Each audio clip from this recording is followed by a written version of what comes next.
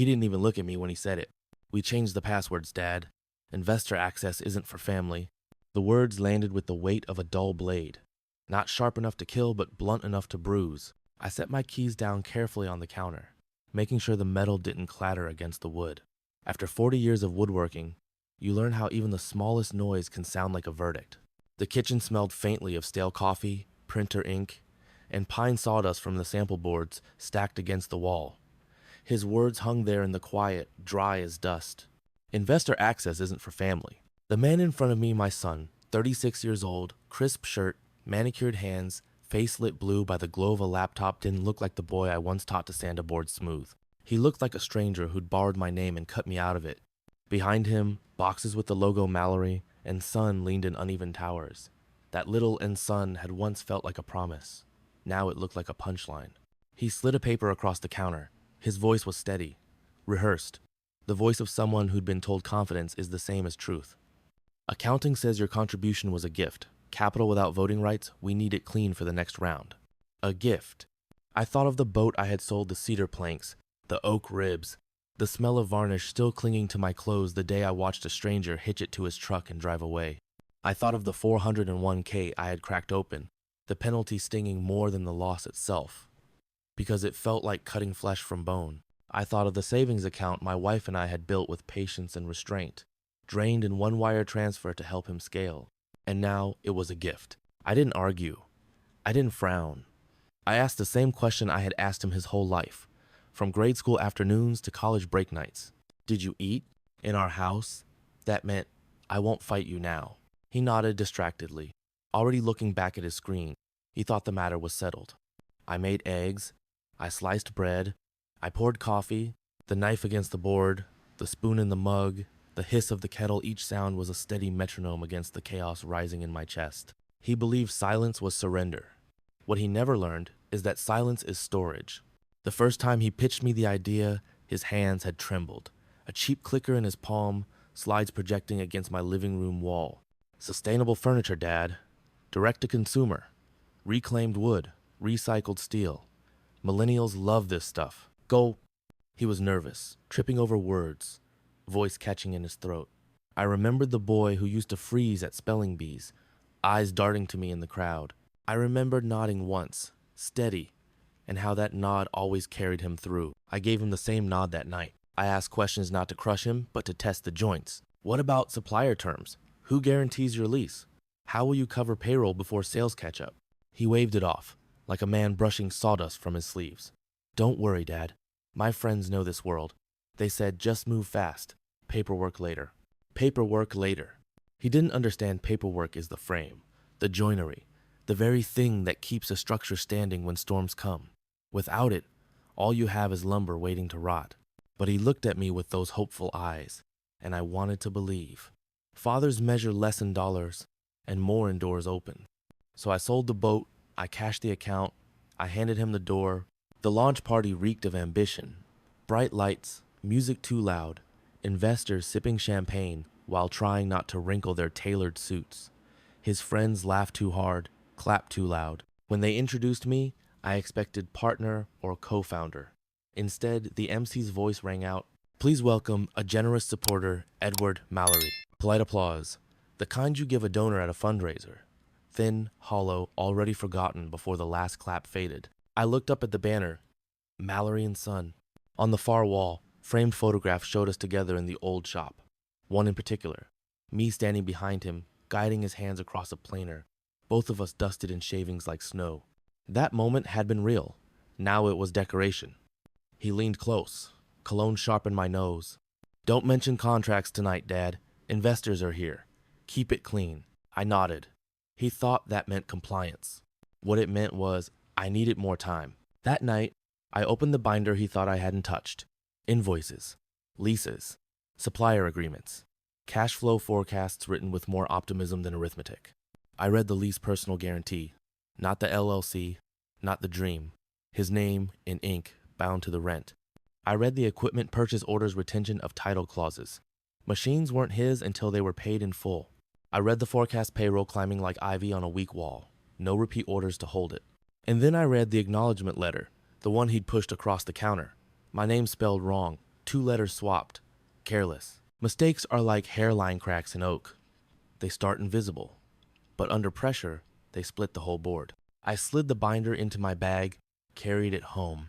On my kitchen table sat an old black leather notebook. Its pages were yellowed, corners curled. It held templates I'd gathered across decades. Promissory notes, security agreements, lien filings, each annotated with my handwriting margins, penalties, clauses. These weren't weapons. They were tools. Tools I hadn't thought I'd need again. I laid out a fresh page. Wrote, secured convertible promissory note. Interest modest. Term fair. Collateral tied to equipment. A trigger clause for covenant breach debt converting to equity. I copied it clean, placed it in a folder, left a space for his signature. I didn't show him. Not yet. Tools only matter when you swing them at the right moment. The next morning, I walked the shop floor. Machines roared, dust hung in the air, men shouted over saws. They greeted me as Mr. Mallory. Not investor, not donor, Mr. Mallory. I asked about blades, about shipments, about delays. They answered me, not him. They knew who noticed the real things. One worker, Carlos, leaned close. Sir, some of the lumber's late again. Your boy said not to worry. But penalties keep piling. I nodded, thanked him. Later that night, I called the mill. Tom answered an old contact, voice still gravelly from years of sawdust. We hadn't spoken in 15 years, yet he remembered me instantly. Ed, I thought you retired, he chuckled. I tried, I said. But it seems my boy doesn't know how to read fine print, and I don't know how to watch a house burn without shutting the door. He sighed. Your son's ordering like a giant, paying like a rookie. We've been patient. Patience is running out. I'll buy the receivables, I said. No discount, full balance. Reassign them to me. Long silence. Then, fax tomorrow. By the end of the week, I controlled 40,000 in invoices. By the next, over 100. Small numbers on paper. Large weights on a company built too fast. He didn't know yet. He still smiled for cameras, still said, scale, like it was salvation. He still thought creditors were faceless corporations. He didn't realize creditors had names, and one of those names was mine. That night, I sat at the table, papers spread under lamplight, shadows stretching long. Each page felt like a chisel, ready to cut. I wasn't rushing. Patience makes the cut cleaner. But I could already hear it, the faint groan of timber under strain. The first time payroll slipped, he called it a bank glitch. Friday morning, deposits didn't land. By noon, the men stopped pretending not to notice. You can keep a machine running with a loose belt for a while, but everyone hears the squeal. Money's the same. I stood at the end of the assembly line with a clipboard I didn't need, watching shoulders tighten under shop lights. The CNC router whined and wound down. The green indicator blinked like a tired eye. Carlos came up beside me, palms dusted white, voice low. Mr. Mallory, they said it'll hit by end of day. Good, I said. Go change the belt on bay 3. She's dragging. He nodded, grateful for something he could fix. My son breezed through a few minutes later with his polished smile and investor tone. All good, folks. Minor delay. Appreciate your patience. His voice bounced off steel racks and died in the dust. The men turned back to their benches without answering. Respect has a sound, so does its absence. That evening, he asked me to meet him in the glass-walled office that always felt like a fishbowl in a lumberyard. He pinched the bridge of his nose, the way his mother did when a migraine was climbing up the back of her head. Client payment slipped a week, he said, tapping a spreadsheet. If you could just sign as guarantor on a short-term line, we'll clear this. It's routine. At 25, I signed guarantees like I signed birthday cards, ink, and faith. At 64, guarantees look like fishing hooks. Once in, hard out. No, I said. He blinked, caught between disbelief and offense. You don't believe in me. I believe in paperwork, I said, calm as a level set on a beam. You already have my money. You don't get my signature too. He leaned back, the chair groaning. This is why family can't work together. No, I said. This is why family should write things down. He stared at the glass wall, at men beyond it who weren't listening to us either way. If Mom were here, she'd... I raised a hand. Don't spend your mother's name like another source of capital. Silence. No yelling. Just 2 men in a room, and one of them finally learning what the word boundary feels like. I left him with his numbers and drove to a place where numbers breathe different. The mill. The highway was empty enough for the old Ford to settle into its cough and hum rhythm. The mill's roof still wore rust like a winter coat. The yard stacks were a skyline of oak and ash. Inside, Tom's desk had the same coffee rings as 15 years ago, and the same 3 blunt pencils in a chipped mug. "Thought you'd hung up the apron," he said, grip firm, palm rough. "You can fake a lot of things, not calluses." "I tried," I said, and we sat. He slid a ledger across. I slid a check back. Full value on receivables. No discount, no drama. He scratched his beard and grunted a thanks the way men thank each other when the gratitude's too big for words. "Your boy's high on orders," he said, low on cents. "Then sell me the rest when patience runs short," I said. "I pay on time." By the end of the week, I held paper on 40,000. By the next, 110. Receivables don't look like leverage until cash flow thins. Then they look like the handle to the only door in a burning room. Back at the shop, I made rounds like a clock. Inventory, blades, shipping, floor sweep. The men started asking me questions they should have asked the CEO. "Ed, do we hold back the walnut on the Martin job? Ed, freight's jumped 12%, do we consolidate?" My answers were simple. Yes. Yes. And stop calling me sir, unless you want me to start bowing. In the evenings, my kitchen table became a map. The lamp hummed. Paper curled a little at the corners from heat. I stacked the receivable assignments on the left, the secured note template on the right, and in the middle, a blank UCC1 form, face up, like a quiet revolver on the tablecloth. I didn't touch it. Not yet. Tools work best when timing holds the hammer. The second pay Friday hit cleaner, but only because he pushed vendor payments. You can borrow from tomorrow until tomorrow shows up. It always does. He showed up at my door the next night, tie loosened, smile missing. I poured coffee because that's what I know how to pour when words go thin. "Another bridge?" he asked. "Short. 30 days. I'll make it right." "Sign this," I said. I placed the secured convertible promissory note on the table. Interest modest, collateral clear. All equipment now owned or hereafter acquired, including CNC routers, planers, sanders, tooling, conversion on covenant breach. He read the first line and planted the pen like a flag. "Investors will hate this." "Oh, suppliers don't," I said. "Courts don't. Gravity doesn't. Sign if you want time." He didn't. He talked about trust and belief and momentum, and I let the words run out like a belt slipping off a pulley. When he left, the note stayed exactly where I'd put it. Paper doesn't chase. On Monday, the landlord emailed a notice. Rent escalation under the lease's CPI clause, plus a maintenance pass-through for roof repairs. Small numbers in isolation, big ones when they hit a schedule already wheezing. I printed the letter and underlined the right lines, the way you underline grain before you cut. At lunch, I stood near the loading dock while 2 pallets sat hostage. Drivers leaned on their trucks, thumbs tapping phones. Dispatch wouldn't release because the supplier wouldn't release because I wouldn't release. Leverage doesn't need noise to exist. A single missing signature makes more sound than any argument. Carlos came over, hat backward, eyes on the trucks. "You holding them, Mr. Mallory?" "I'm holding us," I said, and gave him the purchase order numbers he needed to reorganize work without those pallets. He jogged back in, and for a few hours productivity looked like respect again. That night I called 2 more vendors. Old stories, quick business. I didn't squeeze them, I paid them. Men remember who let them sleep. By week's end, half the supply backbone ran through my mailbox. When my son finally noticed, it wasn't in an email or a spreadsheet. It was in a sentence the shipping clerk said without thinking, "We need Ed's okay." He came to my house again, not with anger this time, but with that brittle politeness men use at funerals and fundraisers. "You're making this difficult," he said. "I'm making it solid," I answered. He looked around my kitchen like the answer might be sitting on the counter. "You taught me to dream big." I taught you to build square," I said. "Dreams rest better on plumb walls." He left with nothing signed, and payroll landed only because he moved 3 other holes. The math looked like a man bailing a boat with a hat. Investors came for a strategy check-in. I sat at the end of the conference table where shadows gather. He pitched, laser pointer flicking, voice an octave higher than truth. Charts climbed, costs hid. Momentum solved everything if you looked from far enough away. A woman in a charcoal suit finally made the only question that mattered. Supplier stability? "Rock solid," he said. "Long-standing relationships." Her pen paused over her notebook. "And encumbrances on equipment?" "No liens," he said. "Clean as glass." Silence did the rest. The kind of silence that shifts weight in a room. She didn't look at me. She didn't have to.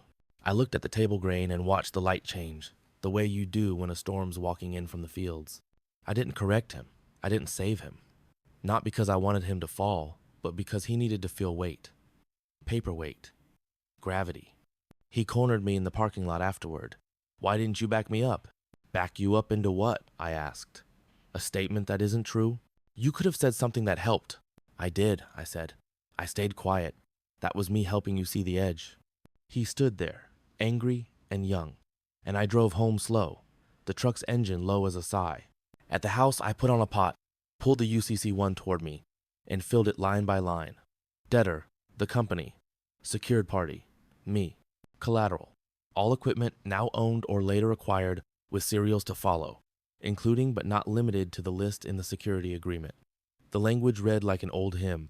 The pen didn't hesitate. I addressed an envelope and set the form inside without sealing it. I let it sit on the table while I swept the kitchen, watered the basil in the window, rinsed 2 cups.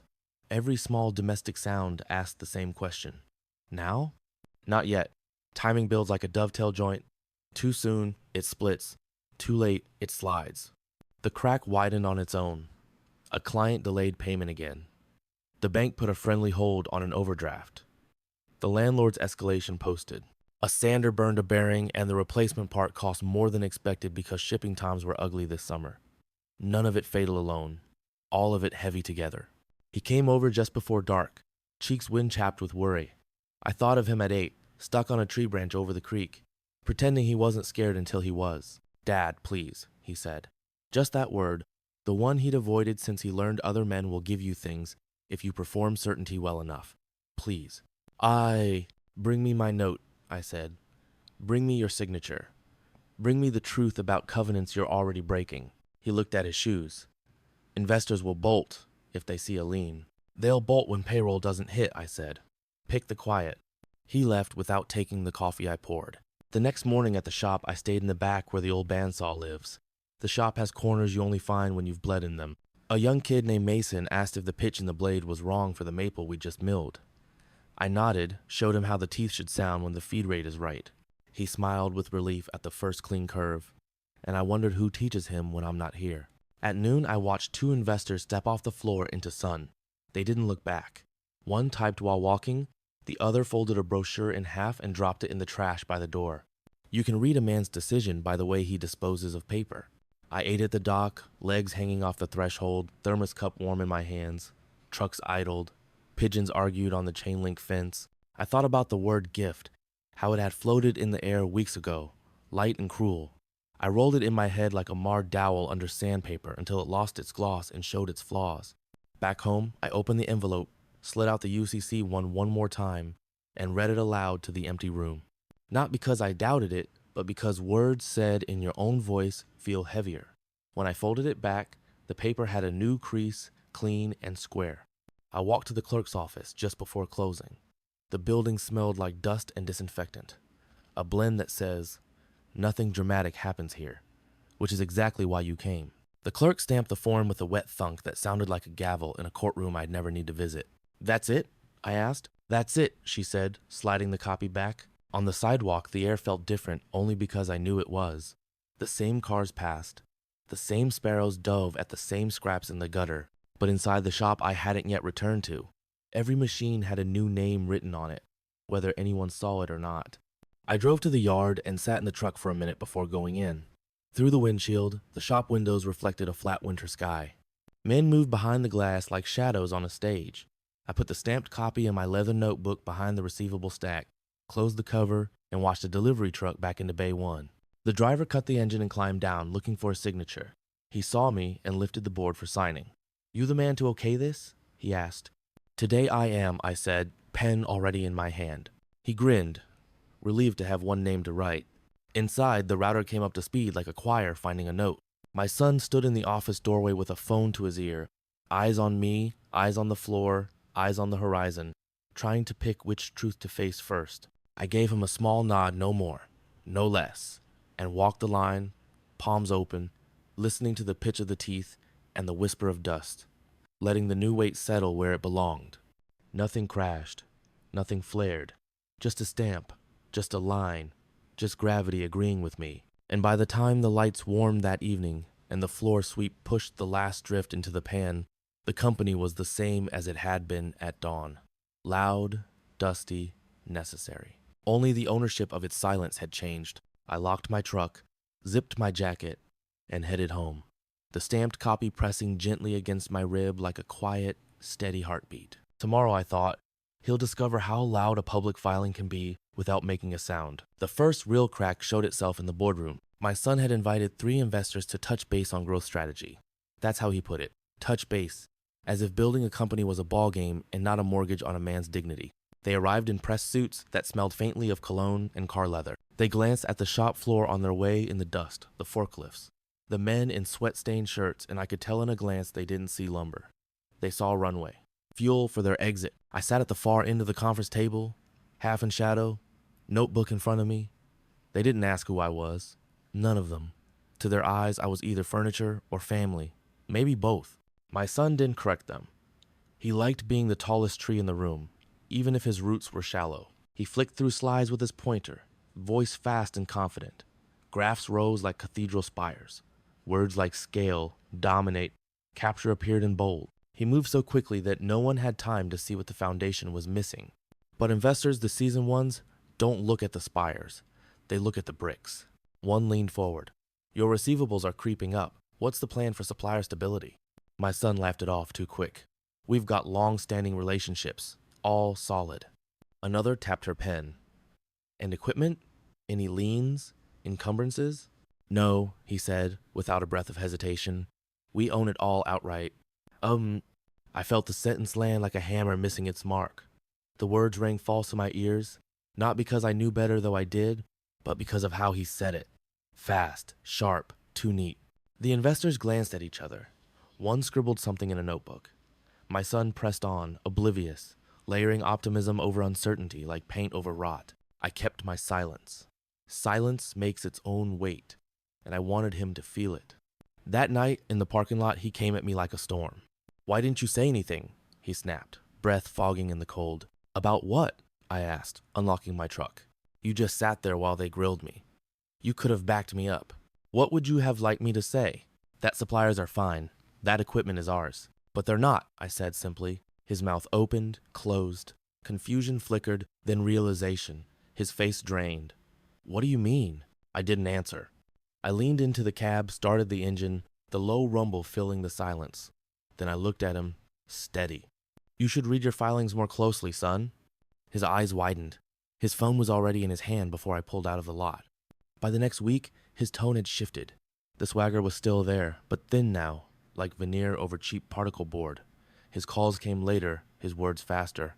Dad, why would you do this? He demanded one night, voice cracking. Why would you file a lien? Not your company, I said. Ours. You put my name on the banner once, then you erased it. Paperwork doesn't forget as easily as people do. You're sabotaging me. No, I said. I'm protecting what's mine. And whether you realize it or not, I'm protecting you too. The line went dead. Suppliers started calling me first, not him. Men I'd known for decades, men who trusted handshakes more than signatures, sent invoices to my mailbox. They wanted to be sure someone solid stood behind the name. One afternoon, Carlos approached me on the floor, wiping sweat from his brow. Mr. Mallory, no offense, but who's running this place? I met his eyes, the man who shows up when things break. He nodded, satisfied. Words spread faster than memos. The boardroom turned colder with every meeting. Investors asked sharper questions. My son stumbled over answers, his confidence slipping like a dull blade. He still tried to perform the suit, the smile, the speed. But performance doesn't patch cracks. They began directing questions to me. At first subtle, then outright. Mr. Mallory, what's your view on payables? Mr. Mallory, do you consider the lease sustainable? I answered plainly. No jargon, no slides, just facts. The kind of facts men believe because they sound like they've been lived. By the end of those meetings, they were no longer looking at him. They were looking at me. That evening, he came to my porch. He didn't knock.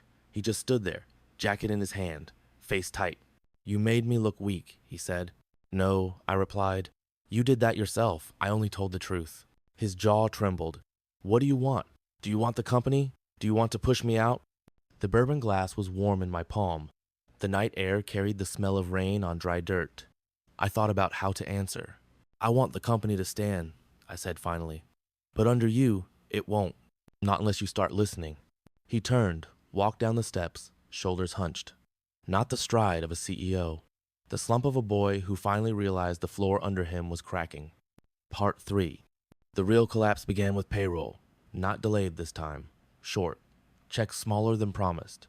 Men stared at their pay stubs in silence, then at each other. Respect doesn't survive empty envelopes. By evening, he was at my table again, the secured note in front of him. His hands shook as he signed. The ink bled slightly where the pen pressed too hard. "You've boxed me in," he muttered. "No," I said. "You boxed yourself in. I just drew the line straighter." He looked up, eyes red. "What happens now?" "Now you work," I said. "And you learn, or you walk. Either way, I won't be erased again." That night, I sat on the porch. The crickets sang. The bourbon burned slow. Revenge didn't feel like triumph. It felt like gravity, like something that was always waiting to fall into place. I hadn't shouted. I hadn't begged. I hadn't lifted a hand. All I'd done was read, prepare, wait. And now, the weight of silence was no longer mine to carry. It was his. It didn't happen with a bang. Not with a firing, not with a press release, not with some cinematic confrontation. Power rarely moves that way. It shifted in the way people turned their chairs. At first it was subtle. Investors asking me for clarification. Suppliers copying me on invoices. Workers catching my eye before answering his orders. Then it became routine, a rhythm. My son still strutted through the office in his slim suit, tie knotted sharp, cufflinks gleaming. He gave orders with the speed of a man trying to stay ahead of his own echo. But the room didn't bend toward him. It bent toward me. He noticed. He had to. His jaw tightened when they asked me if we could extend terms, or when they waited for my nod before agreeing to a plan. He was still the speaker, but I was the gravity. And he hated it. One morning, the hydraulic press jammed. Sparks flew, alarms rang, workers froze, glancing at each other. My son rushed in, phone in hand, barking at maintenance through the line. But no one moved. They all looked past him, waiting for me. I stepped forward, lifted the emergency release, and the machine hissed back into silence. The smell of burned oil clung to the air. "Carlos, check the coupler," I said. Frank flushed the line. They moved without hesitation.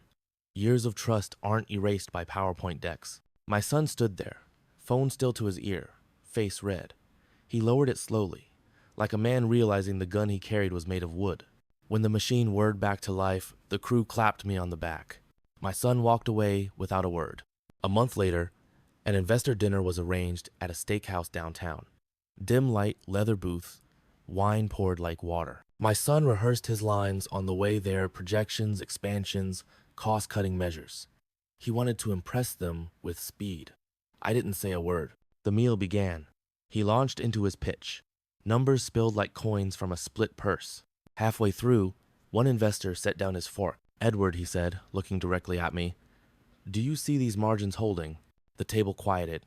My son froze. Words caught mid-sentence. I dabbed my mouth with a napkin. "Margins hold, if the timber holds." And timber doesn't care about projections. It cares about contracts. Ours are stable for now, but only if we treat suppliers like partners, not pawns. They nodded, wrote notes. One even raised his glass toward me. My son stared at his plate, cutting his steak too hard, the knife screeching against porcelain. The dinner ended with handshakes, but not with him. With me? The office grew colder between us. He still called himself CEO. He still signed emails with the title, but the current no longer ran through him. He'd announce an initiative, only to find I'd already adjusted budgets to prevent it. He'd promised bonuses, only for payroll to remind him that disbursement required my countersignature. He'd try to schedule board meetings, only to realize they'd been quietly moved to dates that fit my calendar, not his. I never raised my voice, never said no directly. I simply let the paperwork speak. Paper is colder than words.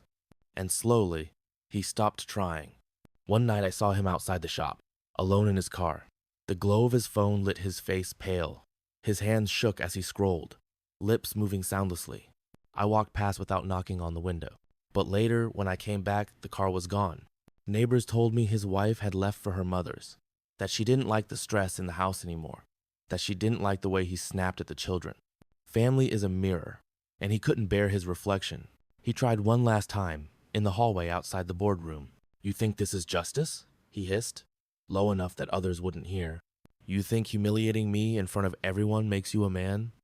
I looked at him, really looked. His tie was crooked, his shirt collar wilted, his eyes bloodshot from nights without sleep. "No," I said softly. "I didn't humiliate you. You did that yourself." His breath hitched. For a moment I thought he might hit me. His fists clenched, then unclenched. He stepped back, shoulders sagging. And for the first time, he looked small. The board meeting that week was decisive. Investors filed in, papers rustling. My son took his seat at the head of the table, as always. But when discussion began, the chairman turned to me. "Edward, what's your recommendation on restructuring?" I answered plainly, laying out a plan. Numbers, timelines, contracts. The kind of plan built from years of sawdust and sweat. Every head nodded. Every pen scribbled. When silence settled, one investor cleared his throat. Then it settled. "We'll follow Edward's plan. Not the CEO's plan, not my son's." The title still sat by his name on the org chart, but authority no longer lived there. He stared at the table, eyes wet, hands trembling under the wood. I didn't gloat. I didn't smile. I only closed my notebook, the leather creaking softly in the quiet room. Weeks passed. The company steadied under my hand. Suppliers returned. Workers stayed. Margins stabilized. Investors relaxed. My son drifted, a shadow in glass offices. He signed what was put before him, but he no longer argued. He no longer led. One morning I found his office empty. Desk bare, chair pushed in, just a folded note on the blotter. "I can't do this anymore." He hadn't resigned formally, but he'd left the field. And in business, absence is louder than words. I sat alone that night, bourbon in hand, the shop lights glowing faint in the distance. Revenge hadn't been fire. It hadn't been thunder. It had been a slow freeze, a quiet shifting of weight. He had wanted to erase me, to write me out like a line item in an old ledger. Instead, it was his name that faded. And I hadn't needed to raise my voice. I hadn't needed to lift a hand. I had only waited, watched, and let silence do the work. The first sign was the silence. My son's office, once alive with the clatter of calls and the slam of drawers, sat still. The blinds were half closed, leaving pale stripes across the bare desk. His chair was pushed in, too neatly, as if he had left it that way on purpose. I stood at the doorway, not stepping in. Dust had already begun to gather in the corners. Papers that once screamed of future plans were gone. All that remained was the indentation in the carpet where his chair wheels had sat, turning, until they no longer moved. It's strange how absence can be louder than presence. The first time my son realized he wasn't steering his own company anymore was not in a meeting, not in some boardroom filled with strangers, but right at his own kitchen table. The same table where, years ago, he had begged me to just believe in him, where he laid out napkin scribbles and laptop spreadsheets as if they were gospel. That morning, however, it wasn't enthusiasm that filled the room, it was silence. A silence I let breathe, long enough for him to feel the weight of it. He stared at the envelope I had slid across the table. "What's this?" he asked, his voice lower, cautious. "Next quarter's operating budget," I said, sipping coffee. The steam curled up, soft and calm, as though we were discussing the weather. "But this," he flipped through the pages, his eyes darting. "This cuts my marketing plans in half." I didn't move. My hand rested steady on the mug. "It preserves the payroll. It pays the vendors. And it keeps the doors open without another dime leaving my account." For a moment he tried to laugh. That strained, brittle laugh he used to get away with when he was a teenager, thinking charm could erase consequence. But the sound died in his throat. He saw in my eyes what he hadn't seen before. No softness, no yielding, just calm certainty. It wasn't that I was cruel. I was simply done being milked.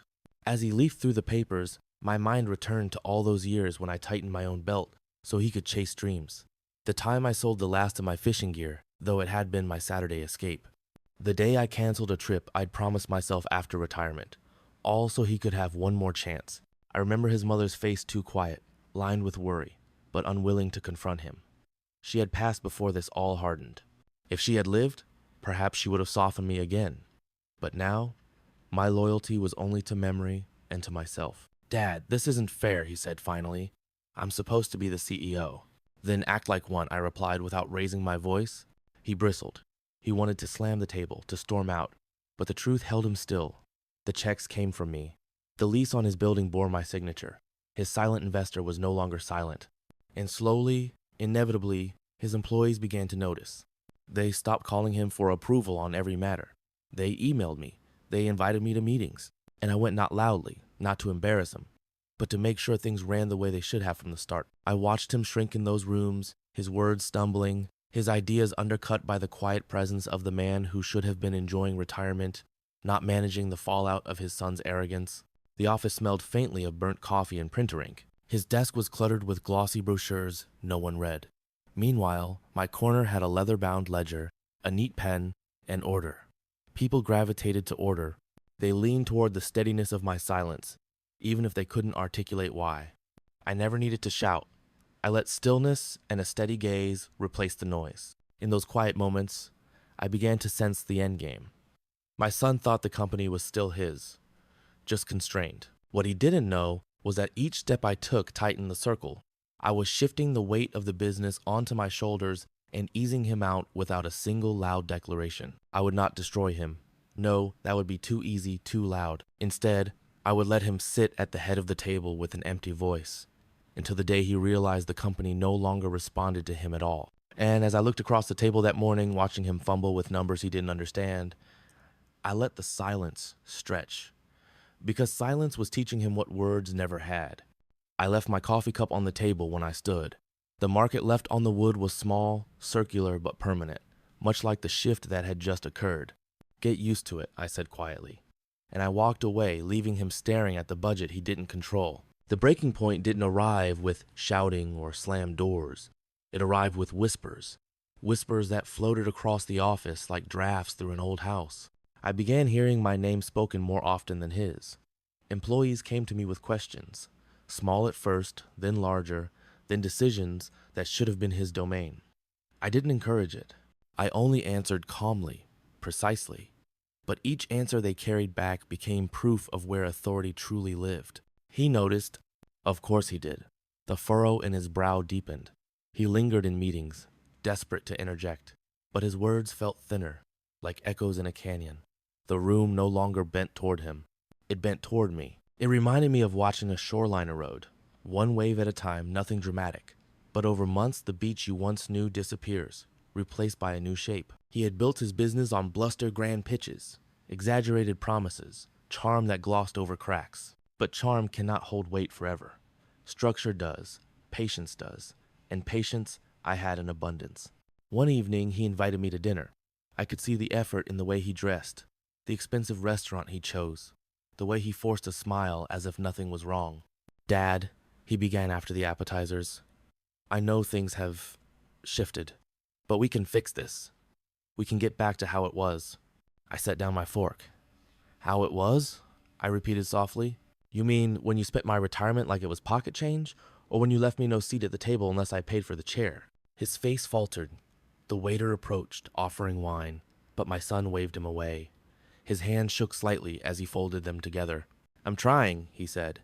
"You've got to believe me." "I used to," I said, "but belief is not a bank account." The plates arrived, steaming, fragrant, yet neither of us ate. The silence tasted heavier than any meal. As he looked at me, I remembered the boy. He had been the boy who once sat at our kitchen counter, legs swinging, asking me how to hammer a nail straight. The boy who wanted to be just like me, before pride turned him into someone who wanted to eclipse me. I almost pitied him. Almost. But pity had no place here. He had chosen arrogance over humility, greed over gratitude, and now he was learning the cost. Weeks passed, and the shift solidified. Vendors stopped calling him directly. They reached for me. Clients began referencing "your father's approval" as though it were official policy. His title on the door, CEO, became nothing more than painted letters. He tried to assert himself. He tried to rally them. But authority cannot be reclaimed once it has drained away. It doesn't shout when it leaves. It seeps, it shifts, it flows into steadier hands, and mine were steady. The office had changed in feel. Where there had been chaos, now there was rhythm. Where his voice once filled halls with nervous energy, now footsteps echoed in calm order. Even the smell was different. Paper and ink instead of spilled coffee and stress. I began to notice how employees straightened when I entered, not from fear, but relief. They trusted me. They leaned on me. And he? He sat in his office, staring at screens that no longer responded to him, at phones that rang less and less. The truth was approaching the moment when he would realize he wasn't just sidelined. He was being written out. Not violently, not cruelly, just inevitably. A company cannot serve two masters. And silently, without a single formal vote, they had chosen me. It came on a gray afternoon. He stood in my doorway, holding a folder he had barely opened. His face was pale, lips tight. "Dad," he said, "tell me straight. Am I still in charge here?" I didn't look up right away. I finished signing the document in front of me, placed my pen neatly on the blotter, and then met his eyes. "No," I said simply. The word hung there, heavy but undeniable. He blinked, as though the air itself had betrayed him. "So what am I then?" "You're still my son," I answered. "But in this office, you're an employee. And like any employee, you answer to the person who holds the company together." His shoulders sagged. He wanted to rage, but there was no space left for rage. Rage bounces off walls when there's power to catch it. But here, in this quiet order I had built, his rage had nowhere to land. He left without another word. That night, I walked through the office after everyone had gone home. The lights dimmed, the hum of machines low and steady. His office door was ajar, the room inside empty, his desk bare. I stepped inside, looked around at the hollow space, and then closed the door gently behind me. It didn't need a lock. The silence was lock enough. And in that silence, I knew. The boy who had once taken everything from me was now learning what it felt like to have everything taken back slowly, silently, and without a fight. The first sign that the final collapse was near came not from him, but from the bankers. One morning, a formal envelope arrived at my home. The paper was heavy, the lettering embossed, the tone polite yet cold. They requested clarification. Who had final authority over the company's finances? It was phrased delicately, but I understood the meaning. They no longer trusted my son. His signature no longer carried weight. When I walked into the office with the letter in hand, employees paused in their work. Their eyes followed me, waiting.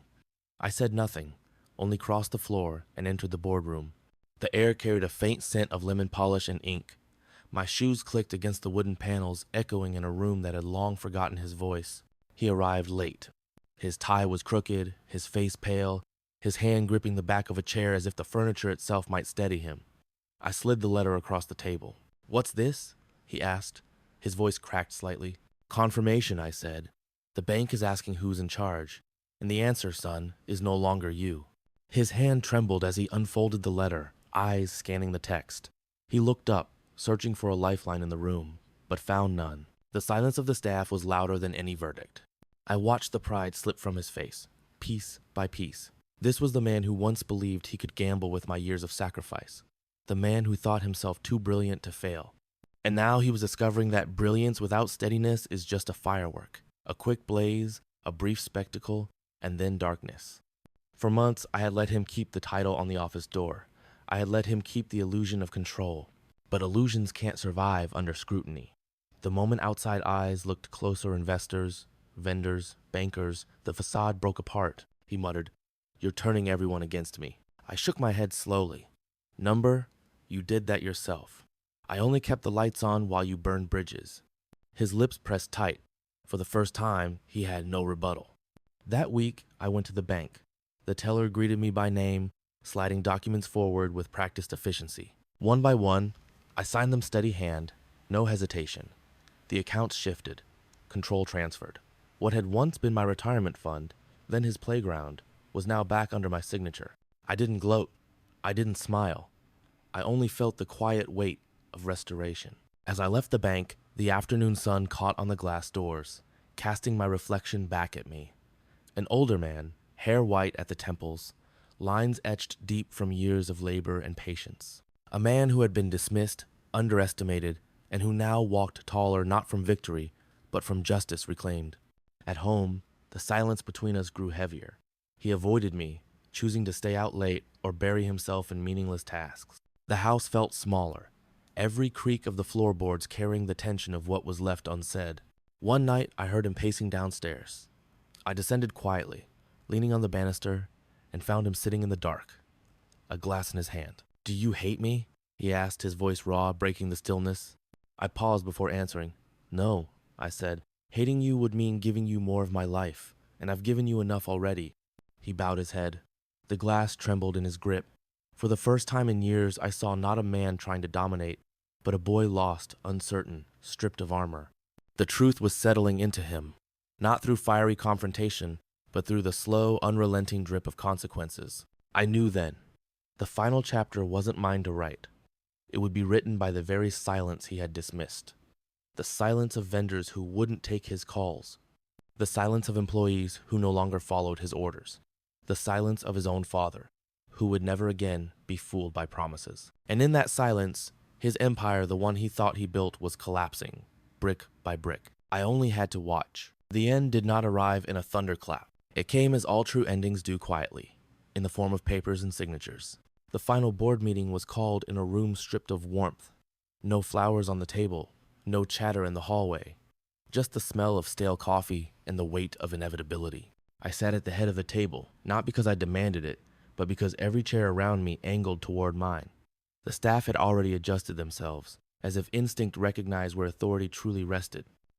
My son sat further down, shoulders slumped, his pen idle in front of him. He looked younger than his years, not because of vitality, but because of defeat. The agenda was short. Votes were taken. And with each one, his authority slipped further. By the time the final page was signed, he was nothing more than a figure in the room, stripped of title, stripped of command. I slid the signed documents into a folder and closed it softly. That sound, just a folder shutting, was the loudest thing he had ever heard. He rose suddenly, chair scraping harsh against the floor. For a moment, I thought he might protest, but the words caught in his throat. Instead, he walked to the window, staring out at the parking lot where employees had already begun drifting away. "You always wanted this," he said, not turning. "No," I replied. "I wanted a son who honored the trust given to him. What I wanted was dignity. What I got was necessity." He placed a hand on the glass as though searching for an exit that wasn't there. Then he walked out of the room. No farewell, no handshake, no grand speech, just silence. That was the last day he ever entered the building as an owner. In the weeks that followed, I restored the business, slowly, methodically, not to what it once was that was impossible, but to stability. Bills were paid. Suppliers returned. The employees, once adrift, moved with steady rhythm again. At my desk, the ledgers balanced in neat columns. For the first time in years, the numbers aligned. It wasn't just financial clarity, it was moral clarity. Order returning where chaos had ruled. Every time I signed a check, I remembered the retirement fund I had given away so easily, and the trust that had been shattered. And every time I felt the weight of those lessons pressed gently against me, never again to confuse love with blindness. Months later, he came to me. Not to the office, he would not set foot there again, but to my home. He stood at the doorway, thinner, his eyes ringed with shadows. His voice was softer now. "Dad, I lost everything." I studied him for a long moment. His face carried lines not from age, but from mistakes pressed too deeply to erase. "You didn't lose everything," I said quietly. "You lost what you thought you deserved. That's different." He lowered his head, shame pouring over him in silence. "I don't expect forgiveness," he murmured. I leaned back in my chair, the wood creaking softly beneath me. "Good, because forgiveness is not a currency you can demand. It is earned and sometimes it is never given." He nodded, almost in relief, as if hearing the truth was kinder than any false comfort. Then he left, shoulders heavy, footsteps slow. That was the last time I saw him as a man still trying to fix what he broke. Now, the house is quieter. Some might call it loneliness. I call it peace. The ticking of the clock, the rustle of the evening paper, the steady hum of a life reclaimed. These are my companions. I think often of my wife, long gone, who once whispered that our boy was too much like fire. She had been right. Fire can warm, but it can also consume. What I carried out of all this was not vengeance in the way people imagine it. There was no spectacle, no shouting, no triumph carved in stone, only the simple truth. I became the silent boss, the one who didn't need to brag, didn't need to crush with force. Just patience, and the certainty that silence, when wielded correctly, speaks louder than fury. When people ask me now how I survived losing my retirement, my answer is simple. I didn't survive it. I turned it into something else. I invested not just in a company, but in patience, in silence, in the long, deliberate act of letting a man write his own downfall with his own arrogance. And in the end, when the papers were signed and the silence fell, I reclaimed what was mine. That is the lesson I leave behind. Silence is not weakness. It is strategy. It is armor. It is the sharpest tool a betrayed man can carry. And though I lost a son to pride, I regained myself.